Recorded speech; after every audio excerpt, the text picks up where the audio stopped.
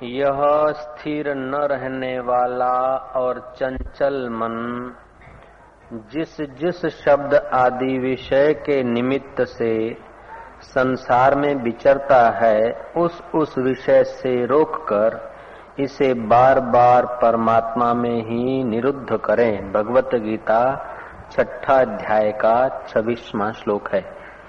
जहां जहां मन जाए वहां वहां से उसे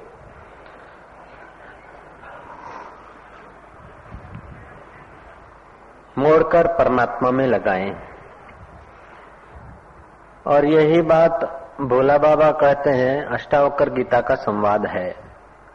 वैरी भयंकर है विषय कीड़ा न बंतु भोग का, चंचल पना मन का मिटा अभ्यास करके योग का। यह चित्त होता मुक्त है सब ब्रह्म है यह जानकर, कर दर्श सब में ब्रह्म का सर्व आत्म अनुसंधान कर। ये ब्रह्म रामायण का छंद है। ये छंद बड़ा कीमती छंद है।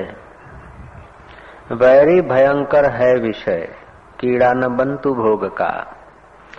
सामने वाला जो शत्रु दिखता है वो इतना वैरी नहीं जितना विषय वैरी है। और विषय भीतर गिराते हैं तब शत्रु बाहर गिराता है। ऐसा कोई शत्रु नहीं जो तुम्हें हानि कर सके यदि भीतर के शत्रु ने तुम्हारी हानि न की हो तो। पहले भीतर की हानि होती है, बाद में बाहर से हानि होती है। भीतर में चित्त उद्विग्न होता है तो बाहर दुख पैदा होता है। भीतर में शत्रु छुपा होता है तो बाहर शत्रु दिखता है। भीतर में भय होता है तो बाहर से आदमी असफल होता है। जो लोग ड्राइविंग करते वे लोग भी जानते हैं, भीतर जब आप भयभीत होते हो तो ठीक से डिसीजन नहीं ले पाते हो, उसीलिए एक्सीडेंट होता है। ऐसे जीवन में कई बार हम भीतर से जब ठीक नहीं होते हैं तब जीवन जीने का एक्सीडेंट होता है। कभी लोग सुबह सुबह निकल जाते हैं तफरीह करने को, सैर करने को। बूढ़ा वो मिल्टन सुबह सुबह हाथ में लाकड़ी टेकते हुए प्रभात का सैर करने जाता। वो अनजान पत्नी डांटती, क्या रखा है रोज रोज सुबह, आंखों से दिखता नहीं। मिल्टन कहता कि पक्षी गीत गाते हैं, हवाएं अटखेलियां करती है, सुबह की ताजी ताजी हवा, रात के घनघोर को चीरती हुई प्रभात जब प्रकट होती है तो कुछ ले आती है सौंदर्य। मैं सौंदर्य देखने जाता हूं। वो अनपढ़ पत्नी कहती थी, सौंदर्य देखने की तो आंखें नहीं तुम्हारे पास। मिल्टन कहता था कि सौंदर्य बाह्य की आंखों से नहीं दिखता है, सौंदर्य देखने की आंखें कुछ भीतर होती। ऐसे जीवन देखने के लिए कोई बाहर की आंखें जरूरी नहीं है, भीतर की आंखें होती। हम कितने शांत हैं, हम कितने प्रसन्न हैं, प्रतिकूलता के समय हमारे चित्त की स्थिति क्या है, ये देखने के लिए बाहर की आंख नहीं चाहिए। दुख के समय हम कितने निश्चिंत हैं, उसको देखने के लिए बाहर की आंखें नहीं चाहिए। अपमान के समय हम कितने भीतर से निश्चिंत हैं, ये देखने के लिए बाहर की आंखें नहीं चाहिए। मान मिलते समय हम भीतर से कितने मान के गुलाम हो जाते हैं अथवा मान से कितने निर्लिप्त रहते हैं, वो भीतर की आंखें चाहिए। हमें मान भी न खरीद सके, अपमान भी न खरीद सके, हम ऐसा तत्व हैं। हमें शत्रु भी न खरीद सके और मित्र भी न खरीद सके, हम ऐसे परम अनुमंता हैं। कई लोग बाजार में जाते हैं तो बन ठन के जाते हैं, तो अपने को दृश्य बना लेते हैं और लोगों को दृष्टा बनाते हैं। अपने को भोग्य बना देते हैं और लोगों को भोक्ता बना देते हैं। ठीक है, नहा धो के वस्त्र पहन के जाना ये ठीक है। मैलापन तो मन को भी मलिन करता है, स्वच्छ रहना इसमें कोई आपत्ति नहीं। लेकिन आम थी ओय लांबू करन, ओय थूकिन, ओय चौटाड़न, ओय करन, पेलू करन। महात्मा गांधी के पास कलकत्ता में 3 महिलाएं गई। गांधी को कहा कि तुम देश की आजादी चाहते हो, गरीबी दूर करना चाहते हो, लेकिन हमारी बुरी हालत की तरफ भी तो तुम्हारा ध्यान खींचना चाहिए। हम बाजार से गुजरते हैं तो लोग हमें सीटियां मारते हैं। हम कहीं से पसार होते हैं तो लोग हमारे मजाक करते हैं। हमारे लिए भी कुछ सोचा आपने? गांधी जी ने उनको पैर से शिखा तक निहारा, उठ खड़े हुए, हाथ जोड़ा, बोले बहन जी आपके लिए हम कुछ सोच नहीं सकते, ये हमारे वश की बात नहीं। वो 4 महिलाएं हैं, प्रतिनिधि थी और महिलाएं की। बोले स्त्रियों के कल्याण, स्त्रियों के उद्धार के लिए आपको सोचने का कोई फुर्सत नहीं, आप सोच नहीं सकते। बोले और आदमी कितना भी सोचे, जब तक आप नहीं सोचते तब तक हमारा सोचा हुआ काम नहीं आएगा।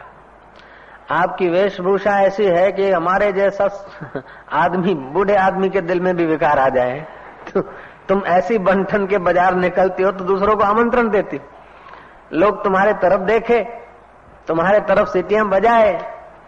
बहन जी आपके वस्त्र, आपके आभूषण, आपके रीत भात, आपके जो वस्त्र इतने बेहुदे वस्त्र हैं कि सज्जन आदमी के मन में भी कुछ न कुछ कुतूहल पैदा हो जाए, कुछ न कुछ विकार पैदा हो जाए, चंचलपना पैदा हो जाए। माइयों को तो गांधी जी के असर हो गए और उन्होंने ऐसे वस्त्र परिधारण किए कि यहाँ तक कि उनके ब्लाउज के वो खादी पहनने शुरू कर दिया और पूरा वेश में क्रांति आ गई। तो हम भीतर से जब तक मिटने को नहीं होते, भीतर से बदलने को नहीं होते, तो बाहर के कायदे हमें नहीं बदल सकते। भीतर से सुखी होने की हमें तत्परता नहीं है तो बाहर के सुख के साधन सब मिलकर हमें सुखी नहीं कर सकते और जवाबदारियां बढ़ा देंगे, बेचैनी, चिंता और भय बढ़ा देते। भीतर सुखी होने की टल आ जाए तो बाहर के सुख के साधन भी आपको सहयोग देंगे। और भीतर यदि सुखी रहने की टेक्निक नहीं है, टल नहीं है, तो बाहर के साधन धन, सत्ता, पद, प्रतिष्ठा ये और भयभीत कर देंगे और बिके हुए आदमी जैसा बना देंगे हमको। जाने ये वस्तु थी આપણે વેચે ગયેલા ना होइए। न हम सुबह का सौंदर्य देख पाते हैं, न दिल की धड़कनों को देख पाते हैं, न मन की चंचलता को देख पाते हैं, न बुद्धि के दिव्यता का अनुभव कर सकते हैं, न जन्म का अनुभव कर सकते हैं, न मौत का अनुभव कर सकते हैं। हम केवल पराये थोपे हुए कल्पनाओं से, भयों से, कायदों से, चिंताओं से दब दब के रिबा रिबा के मर जाते। ज्ञानी ऐसा नहीं होता, ज्ञानी का शिष्य ऐसा नहीं होता, उसकी घर की खेती है। जब चाहे वो व्यवहार में आ जाए, जब चाहे दृष्टा हो जाए। 2 मित्र मार्ग के मित्र हुए थे, ट्रेन में बैठे बातचीत करते करते पूछा एक मित्र ने, क्या आप दाढ़ी कितनी बार बनाते? उसने बोला मैं एक दिन छोड़ के बनाता हूं, नहीं तो कभी कभी रोज बना लेता हूं। हजामत रोज कर लेता हूं। कितनी बार रोज? बोला रोज कितनी बार? क्या एक बार? तो आप कितनी बार करते हैं? मैं बोले मैं तो जब मौज आ जाए न जाने कितनी बार कर लेता हूं, कोई गिनती नहीं। तो भी 2 बार 3 बार? बोले नहीं नहीं 10 बार 15 बार 25 बार।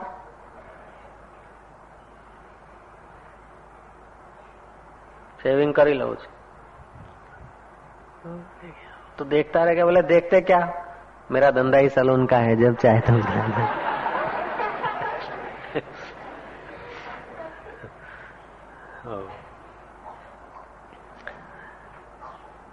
तो साधक का चित्त, साधक का मन ऐसा होना चाहिए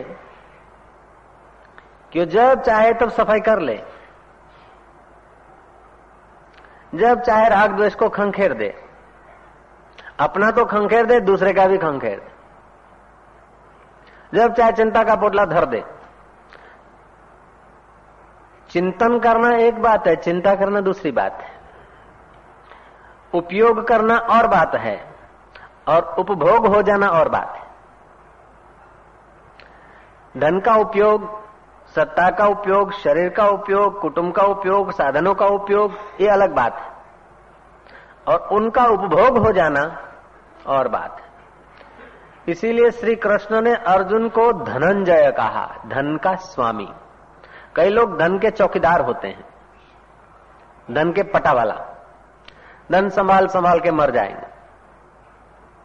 મારા માટે નથી કરતો, પણ છોકરાઓ માટે કરી દઉં. और छोकराओं को जितना जितना पिता के तरफ से सुविधा पड़ी रहेगी उतना उतना उनकी सुषुप्त शक्तियां विकसित नहीं होगी. आपने देखा होगा कि तैरने वाले जितना साथ दे के तैराते हैं उतना आदमी देर से सीखता है तैरना. और नदी के किनारे पर 5 फीट का पानी हो अंदाजा इस वक्त तैरने की जगह, और कोई धक्का दे दे, थोड़ी देर में आदमी अपने आप सीख जाता है, क्योंकि छुपी हुई शक्तियां उसकी काम देने लगती.